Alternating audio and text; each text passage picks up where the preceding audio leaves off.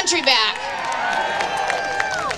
See, this is what I found out, is that no matter what, all of you have taken very important steps to take our country back. How many of you have sent a message to someone trying to keep them informed?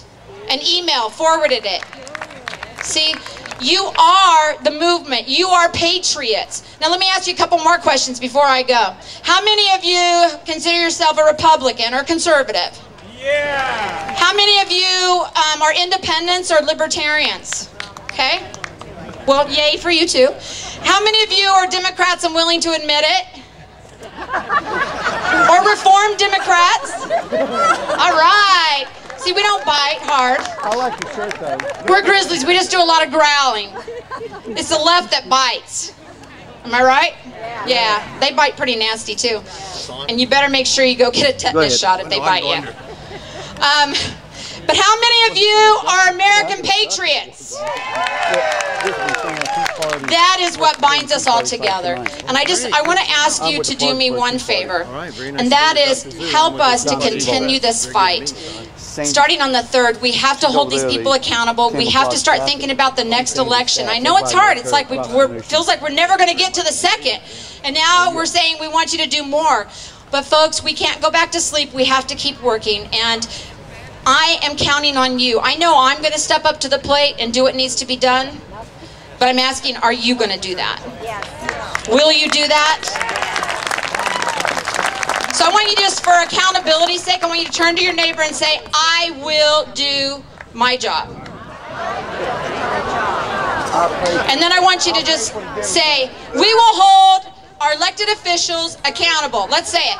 We will hold our elected officials accountable. Are you in? Are we going to take back our country? Go to resistnet.com, please. Get connected with us. We have to be able to spread the message, and we need action. We need to be able to connect with all of you. Continue to support the Tea Party Express. They're a great organization. We love you. God bless America. God bless our country. And God bless all of you. Thank you very much.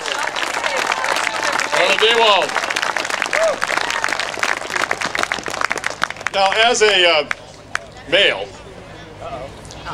and 35 years married, I spend every day trying to figure out women. This Mama Grizzlies thing, I've heard it a couple of times up here. There's something to this. I was out at Searchlight, Nevada, Harry Reid's hometown.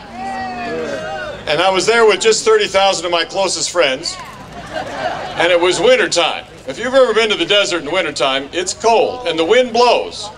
And you can see about 120 miles in a 360-degree circle, and there's not a tree, not one. And there's 15 porta potties, and there's 30,000 people. You know, and I'm going, who booked me into this deal? And here's Sarah Palin, right? And she gets up on the stage, and the audience rises, lots of applause, and women of all descriptions rush the stage. And I felt something at that moment that I thought, okay, now wait a minute, as a male, I think I may have seen something here.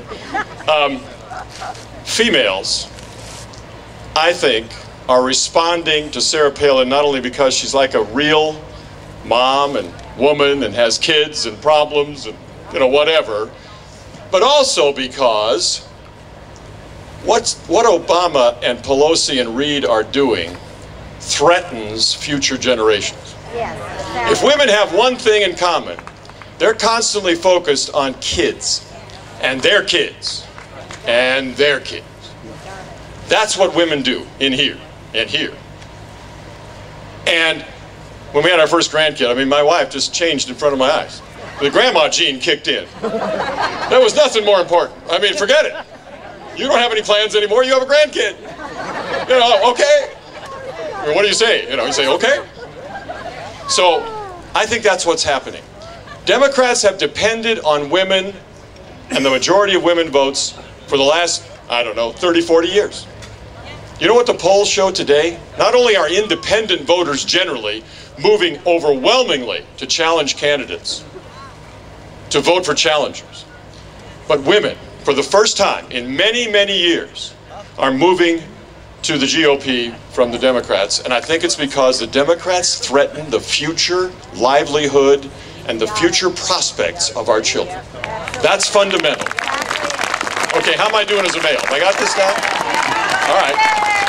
Now, look, I like Diana Nagy. She's great, and I want to bring her back because she's got a song that kind of summarizes where I'm at in terms of this country. We got to get back on track. That's right. That's right, Roger. You tell him. And get off my cord. You know, it's not red or blue. It's red, white, and blue. As we come together to stand together for our country, united we stand. That's right. What is patriotism? A love for God, our country, and our family. And that's what we're all about, ladies and gentlemen. That's why we fight for our country and all that she stands for. And I've dedicated to spend the rest of my life to fight to keep God and morals and values in this country and what she's founded on. Are you with me? And fiscal responsibility. Ladies and gentlemen, it's 2010. It's time to take our country back. So let's get it back on track. How's that? All right, put them together. If you want to stand up and dance, that's good too. America, wake up, get back on track. Big government out, get our country back. They've spent our last dime, nothing left to borrow. Let's hand them all bank slips tomorrow. Come on, people, get us back on track. Come on, people, take our country back. We the people, we've got to be heard. United we stand, we're spreading the word. Come on, stand up! United we stand, that's right. Our hearts are on fire for the love of this land. A sleeping giant's being awakened again, that's you. Now's the time to answer the call. Return America to what our forefathers saw. Come on, people, get us back on track. Come on, people, take our country back. We the people, we've got to be heard. United we stand, we're spreading the word. Okay, Wheeling, we got the feeling, right? Let's take our country back. One nation,